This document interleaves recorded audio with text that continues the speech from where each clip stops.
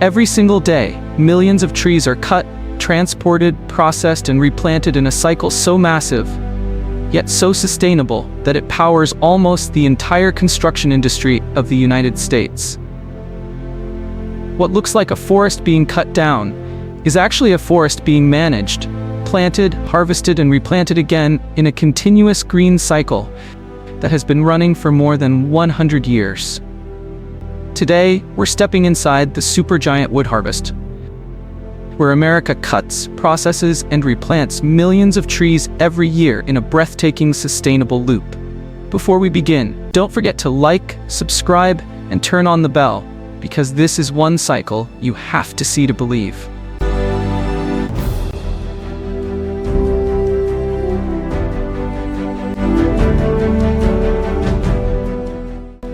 America has more than 520 million acres of timberland, more than any other country except Russia and Brazil.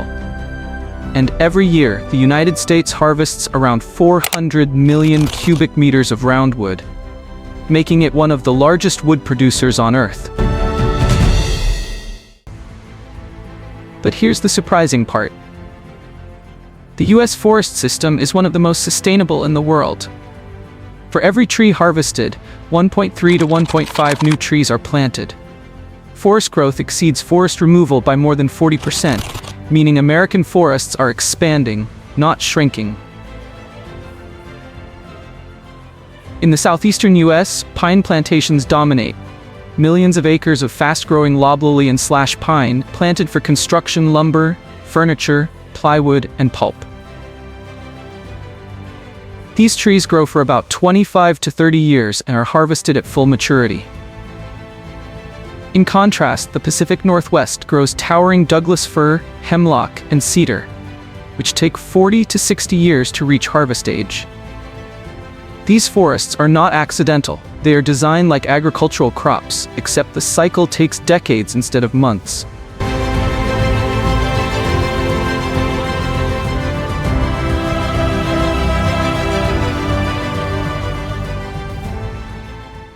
Foresters measure soil quality, rainfall, slope, and wildlife impact. They track growth rates using drones, satellite imagery, and sensors. They maintain fire breaks, manage plant competition, and protect water quality. Wood harvesting in America barely resembles the old days of axes and handsaws. Today's forests are harvested with some of the most advanced machines in the world. Powerful, precise, and unbelievably efficient. The star of the show is the harvester. A giant machine equipped with a robotic cutting head called a harvester head. This device can grab a tree, slice through the trunk in less than a second, strip all the branches, and cut the log into perfectly measured sections, all in one continuous motion. Inside the cab, operators use joysticks like a giant video game.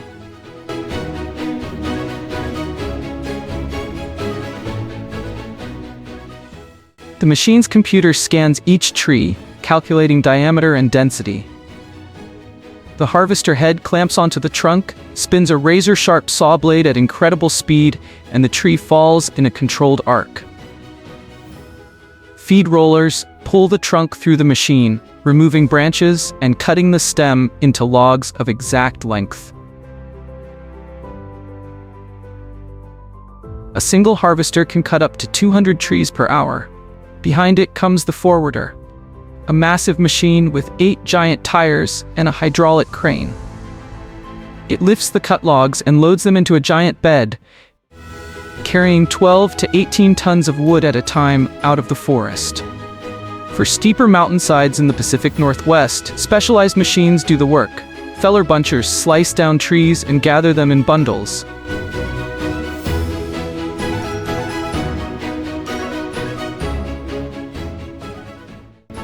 Cable yarders use long steel cables strung across slopes, pulling logs uphill through rugged, dangerous terrain. Every machine is equipped with GPS, onboard computers, and sensors. Operators know exactly where each log came from, how long it is, and which mill it will go to, all in real time. the harvest moves like a mobile factory. Harvester cuts, forwarder loads, trucks haul, and every hour, more wood flows toward America's sawmills in a perfectly coordinated ballet of steel and precision.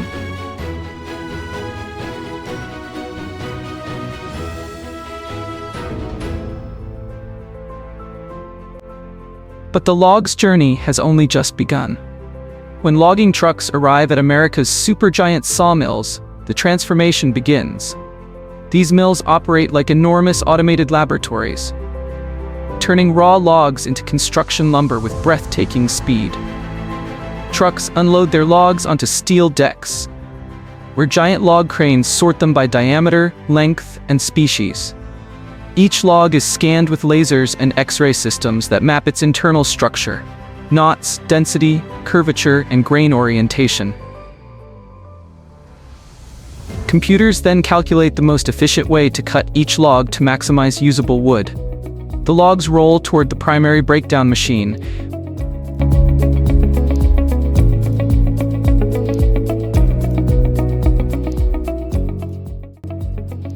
where a massive circular saw or bandsaw slices them into slabs.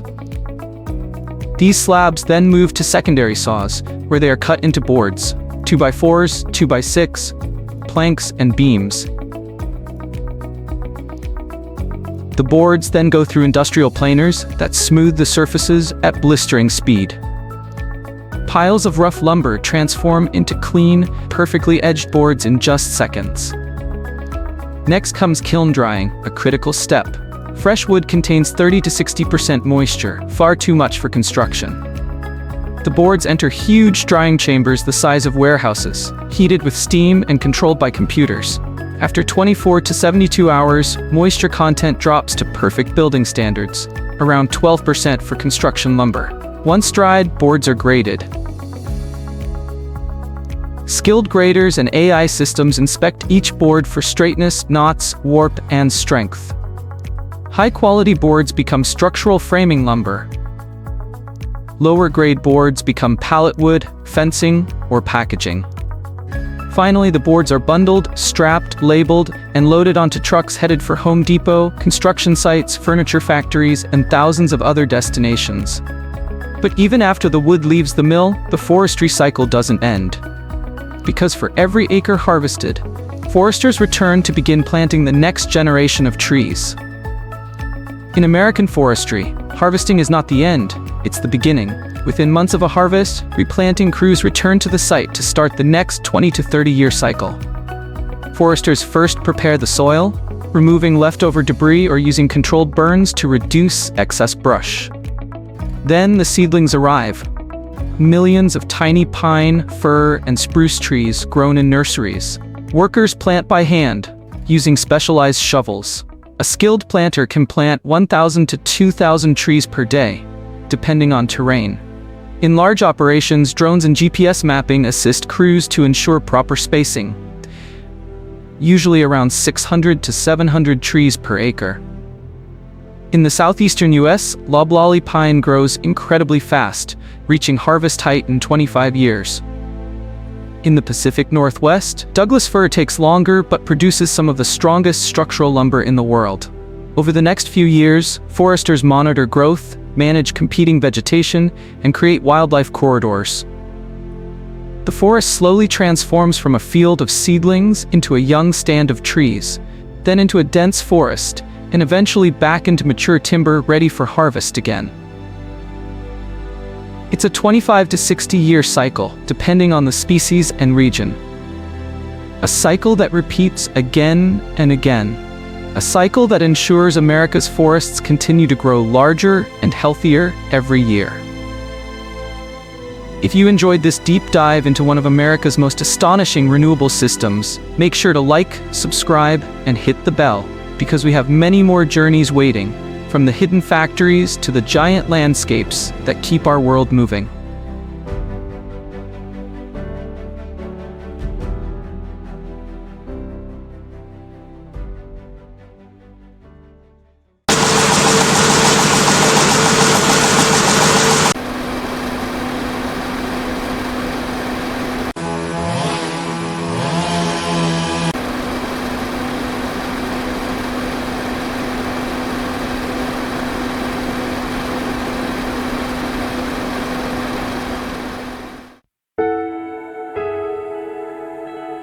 Paper is one of humanity's greatest inventions.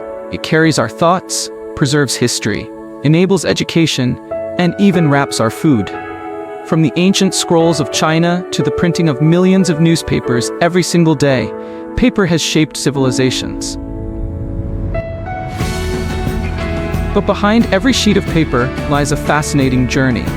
A journey that begins in the forest, travels through mega factories with machines hundreds of meters long, passes through the roaring engines of printing presses, and often returns again to the cycle of recycling plants to start its life anew. So let's unfold the story, sheet by sheet, of one of the most important materials in human history: paper. Before we dive into the fascinating journey of paper, I'd like to invite you to join our community here on YouTube. If you enjoy learning about how everyday things are made and discovering the hidden stories behind them, make sure to hit the subscribe button and turn on the notification bell. That way, you'll never miss our future videos.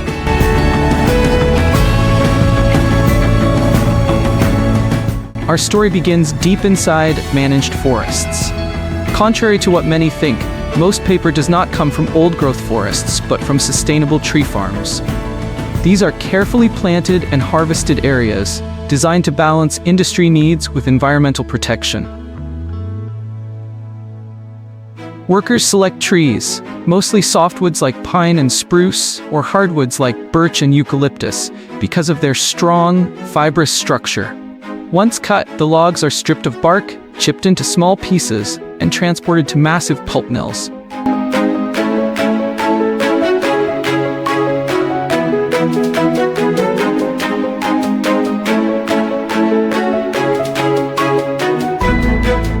Here begins the transformation. Wood is made of three key components: cellulose fibers, the building blocks of paper; lignin, which binds the fibers together; and hemicellulose. To make paper, we need to extract the cellulose. The chips are cooked under high pressure with chemicals in giant digesters.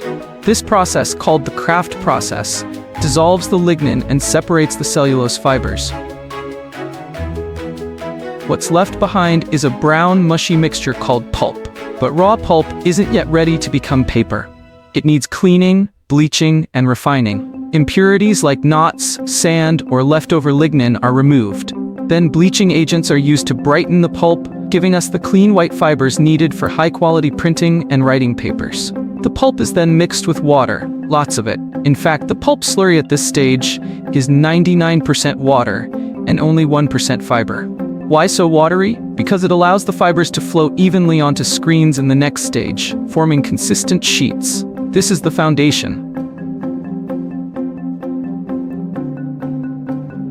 From towering trees, through chipping, pulping, and bleaching, we now have a raw material ready to be shaped into paper. Now comes the mesmerizing part, turning pulp into continuous rolls of paper. The diluted pulp mixture flows onto a moving wire mesh conveyor called the Forestry machine. As water drains away, the fibers begin interlocking, forming a wet mat. Giant suction boxes pull even more water out, and slowly, a sheet of paper starts to take shape. Next, the damp sheet passes through enormous heated rollers. These squeeze out the remaining water while drying the paper under controlled heat and pressure. It's a delicate balance. Too much pressure and the sheet becomes brittle. Too little and it won't hold its form.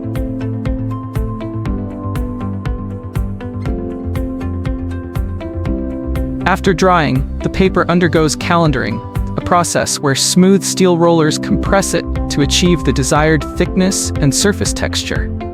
This is how we get glossy magazine paper, crisp office paper, or rough cardboard, all from the same pulp, just processed differently. Finally, the finished sheets are wound into gigantic rolls, sometimes weighing up to 30 tons and stretching for miles if unrolled. These rolls are then shipped worldwide to publishers, packaging companies, and printers. At this point, paper is a blank canvas, ready to carry the next big idea.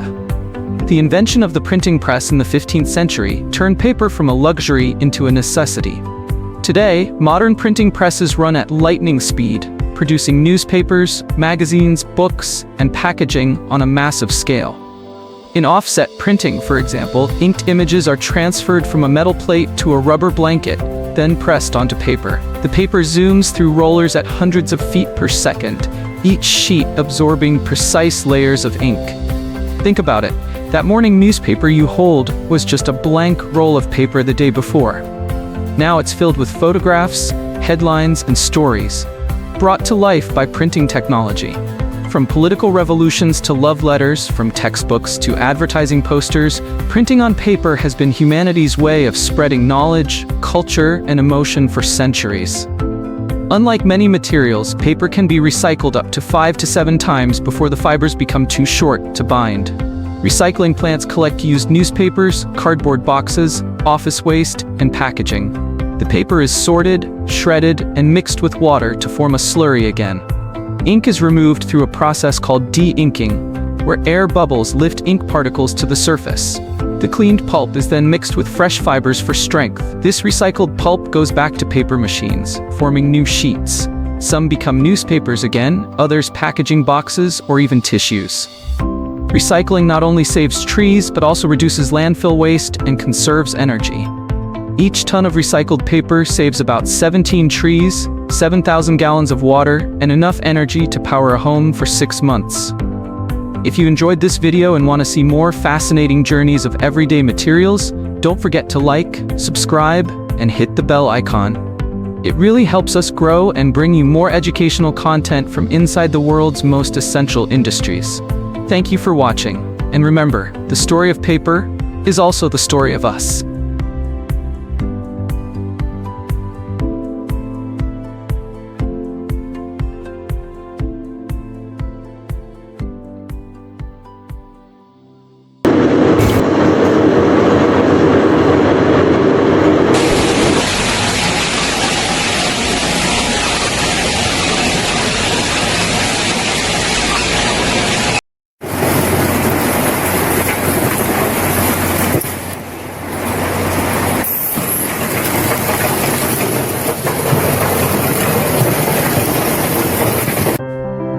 From backyard barbecues to massive steel factories, charcoal has powered human life for thousands of years. But have you ever wondered what it takes to produce the black, lightweight fuel that burns hotter and cleaner than ordinary wood? In this video, we'll take you inside a supergiant charcoal production plant, where millions of tons of wood waste are collected, recycled, and transformed into charcoal. You'll witness step by step how massive kilns, advanced recycling technology, and sustainable practices give new life to discarded wood, turning it into one of the world's most versatile energy sources. This isn't just about fire and smoke, it's a story of human ingenuity, tradition meeting modern science, and how something as simple as burned wood still fuels our modern lives. Before we dive in, don't forget to like, subscribe, and hit the bell so you won't miss our fascinating behind-the-scenes journeys into the world's biggest factories and recycling plants. Charcoal is not new. In fact, it's one of humanity's oldest technologies. Ancient civilizations, from the Egyptians to the Chinese, discovered that heating wood in a low-oxygen environment produced a lightweight, carbon-rich fuel. This process, called carbonization, made wood burn hotter and longer than firewood. The Egyptians used charcoal to smelt copper and bronze over 5,000 years ago. In medieval Europe, charcoal fueled blacksmith forges, powering the rise of swords, tools, and early machinery.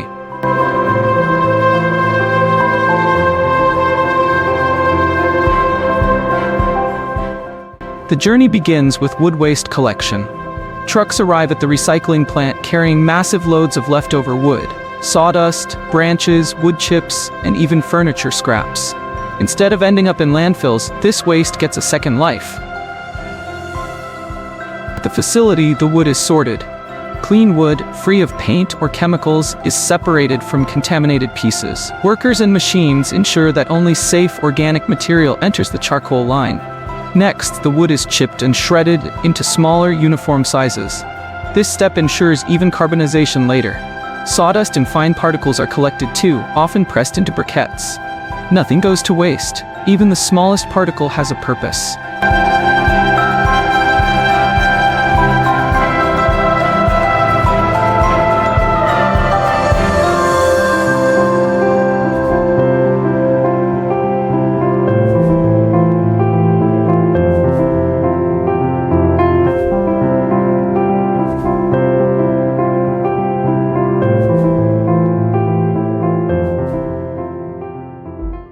Finally, the prepared wood is dried.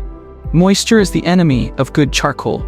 Giant drying chambers powered by recycled heat bring the wood's moisture content down to less than 15%. Now it's ready for the fiery heart of the operation, the kilns. This is where the magic happens. The dried wood is loaded into massive charcoal kilns, gigantic, sealed chambers designed to heat wood without oxygen. This is crucial. If oxygen enters, the wood will burn to ash instead of becoming charcoal. The kilns heat up slowly, reaching 400 to 600 degrees Celsius, 750 to 1100 degrees. As the temperature rises, the wood undergoes pyrolysis, a transformation where water, resins, and volatile gases are driven out, leaving behind almost pure carbon. Thick smoke billows from the vents, but in modern plants, it doesn't go to waste. Those gases are captured, filtered, and sometimes burned again to provide energy for the process, making the system highly efficient and environmentally friendly. After several hours to several days, depending on the type of wood and kiln size, the process is complete. The result? Lightweight, jet black charcoal pieces that are up to 70% lighter than the original wood, yet burn hotter and longer. For briquette production, fine charcoal dust is mixed with natural binders like starch, then pressed into neat pillow-shaped blocks. These briquettes are perfect for backyard grills, offering consistent size and burn quality. At full scale, a supergiant plant can process over 1 million tons of wood annually, producing mountains of charcoal every week.